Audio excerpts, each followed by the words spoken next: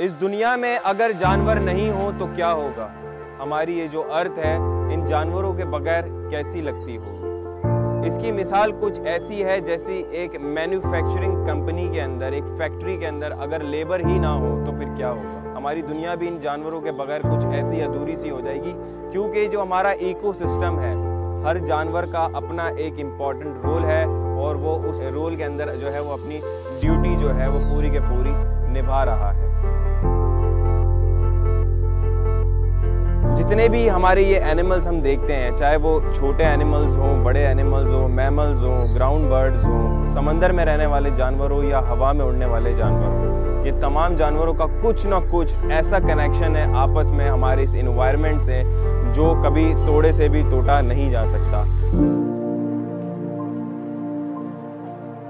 और अगर इस चीज़ को छेड़ा जाए तो इसके बड़े ही संगीन नताइज हमें सहने पड़ेंगे। क्लाइमेट चेंज की सूरत में, क्लाइमेट चेंज होगा, बहुत सारी बीमारियां आएंगी, बहुत सारा हमारा जो एनवायरनमेंट का निज़ाम है वो दरम भरम हो जाएगा, क्योंकि इन जानवरों का बहुत इम्पॉर्टेंट किरदार होता है हमारे इस पूरे एनवायरनमेंट को बैलेंस करने में। As a role of prey, predator and pollinator, ये जो जानवर है ये अपनी ड्यूटीज़ करते हैं हमारे इस एनवायरनमेंट में, जिसकी वजह से हमारी जो अर्थ है उसका जो वेदर क्लाइमेट स्टेबल रहता है। तो ये बिल्कुल उसी तरीके से आपस में जुड़े हुए हैं और ये इकोसिस्टम जो है वो अल्लाह ताला की बनाई हुई एक जंजीर है, जिसकी हर चेन एक दूसरी कड़ी से जुड़ी हुई है। अगर हमने एक भी कड़ी डिस्टर्ब कर दी तो ये पूरी के पूरी जो चेन है वो डिस्टर्ब हो जाएगी।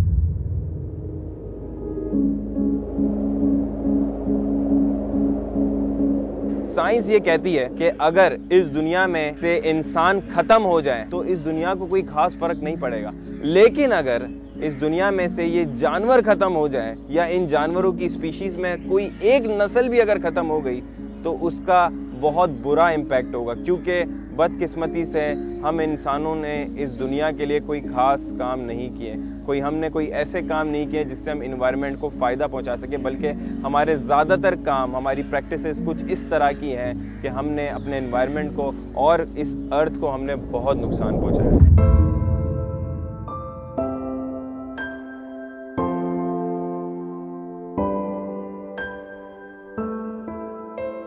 अकॉर्डिंग टू एल्बर्ट आइंस्टाइन, अगर इस दुनिया में से शहद की मक्खियाँ ख़त्म हो जाएं तो सिर्फ 4 साल होंगे इंसानों के ज़िंदा रहने के लिए। ये एल्बर्ट आइंस्टाइन ऐसा माना करते थे, क्योंकि एक छोटी सी मक्खी जो है वो काम करती है जो हम इंसान पूरा नहीं कर सकते। 75% से ज़्यादा हमारी जो क्रॉप्स है, जो हमारी वेजिटेशन है, उसको पॉलिनेट करने का वो काम करती है। और ऐसे हज़ारों में हमारे पास जानवर हैं, जिसमें समुद्री जानवर हैं, फिशेस हैं, हमारे पास मैमल्स हैं, हमारे पास रेप्टाइल्स हैं, जो हमारे इकोसिस्टम और एनवायरनमेंट को सस्टेनेबल, सूटेबल और तमाम तरह के कंडीशंस के अंदर जो है वो अपने जो तमाम तरह के एफर्ट्स हैं वो देते हैं। अब सवाल ये आता है कि हम इंसान क्या कर रहे हैं इसके लिए।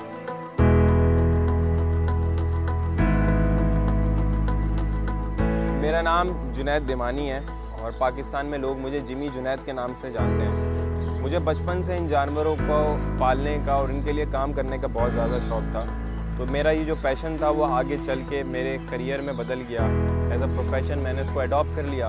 इस ज़ू के अंदर मैं एज अ ज़ूलॉजिस्ट हूँ और पाकिस्तान का जो टॉप ज़ू है उसके अंदर मैं जॉब करता हूँ। उसके अलावा वाइल्ड लाइफ सेंचुरी के लिए भी मैं काम करता हूँ और कुछ प्राइवेट हमारे कराची में ऐसे ज़ूज़ हैं जिनके लिए मैं पार्ट टाइम भी जॉब्स करता हूँ। मेरा मकसद सिर्फ ये है कि इन जानवरों को, जो इनके जो नेचुरल हैबिटेट्स हैं, उनमें दोबारा से आबाद किया जाए। कुछ ऐसी ब्रीड जो ख़त्म हो रही है दुनिया में, उसको कैप्टिव भी हम ब्रीड करा के और दोबारा उनको उनके नेचर के अंदर हम आबाद कर सकें। तो हमने कुछ 10-12 सालों के अंदर अपने तौर पे जो एफ़र्ट्स करी, उससे हमें बहुत ज़्यादा फ़ायदा भी मिला और हमने कुछ ना कुछ कंट्रीब्यूट करने की कोशिश करी और मज़ीद हम कर रहे हैं। इस ज़ू के अंदर मैं जब टाइम स्पेंड करता हूँ तो मैंने इस नेचर को और इन जानवरों को बहुत करीब से जाना है।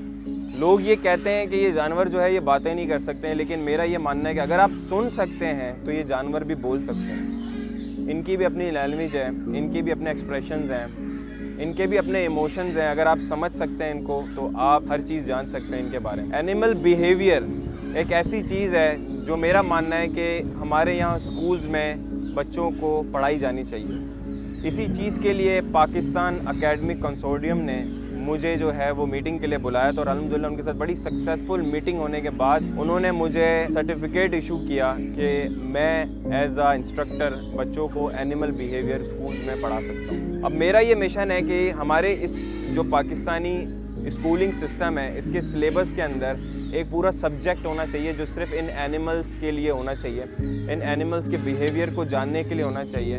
हमें एनिमल्स राइट्स पढ़ाए जाने चाहिए, बच्चों को बचपन से पता होना चाहिए हमारे बच्चों को कि हमें एनिमल्स के साथ रहना किस तरीके से, उनको ट्रीट कैसे करना है और इनका क्या इम्पोर्टेंट है। साथ ही साथ जो बच्चे हमारे नेचर को जानते हैं, उनके बारे में समझते हैं और उनके करीब आना चाहते हैं, तो उनके लिए पाकिस्तान के अंदर कुछ अपॉर्चुनिटीज़ बिल्ड करनी चाहिए। दुनिया भर के अंदर बहुत ज़्यादा काम हो रहा है, लेकिन थोड़ी सी दुख की बात यह है कि हमारे मुल्क के अंदर इन चीज़ों के बारे में काम करना तो दूर की बात है, सोचा भी बहुत लो लेवल पे जा रहा है। तो हमारा यही मिशन है। तो एनिमल की जो केयर है वो हमें करनी है, और ये एक्चुअल में हम एनिमल की केयर नहीं करेंगे बल्कि हम अपने आप की केयर करेंगे, क्योंकि अगर ये एनिमल होंगे तो हम होंगे, और अगर हमें अपने आप को बचाना है तो हमें पहले इस इन्वायरमेंट को और इस नेचर को बचाना है।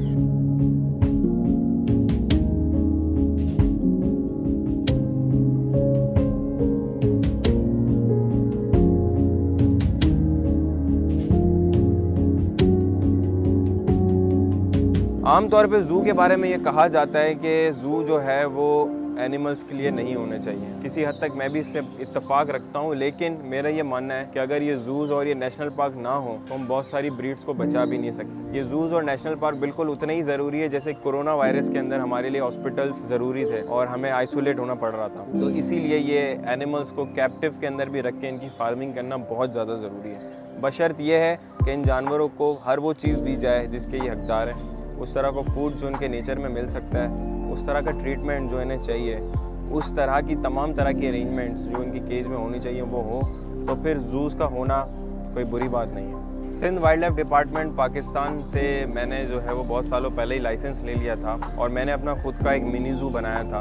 उस मिनी ज़ू को मैंने बाद में एक रेस्क्यू सेंटर में कन्वर्ट कर दिया था और वहाँ पे बहुत सारी ऐसी स्पीशीज़ हमारे पास आ रही थी जिनको कोई रखने के लिए तैयार नहीं था, खुसूसी तौर पे स्नेक्स वगैरह। तो हमने उस रेस्क्यू सेंटर को बनाया और 100 से ज़्यादा केसेस हमने पहले साल के अंदर ही जो है वो कर लिए थे, और सिंध वाइल्ड लाइफ डिपार्टमेंट की टीम को हमने बहुत सारे एनिमल्स रेस्क्यू करके उनको दिए और बहुत सारे एनिमल्स को हमने आज़ाद करवाया वापस उनके नेचुरल हैबिटेट। तो इस तरह के मिशंस हम और अभी मज़ीद कर रहे हैं। डिफरेंट तरह के मॉर्निंग शोज़ एंड पॉडकास्ट में हम जाते रहें ताकि हम अवेयरनेस फैला सकें हर लेवल पे।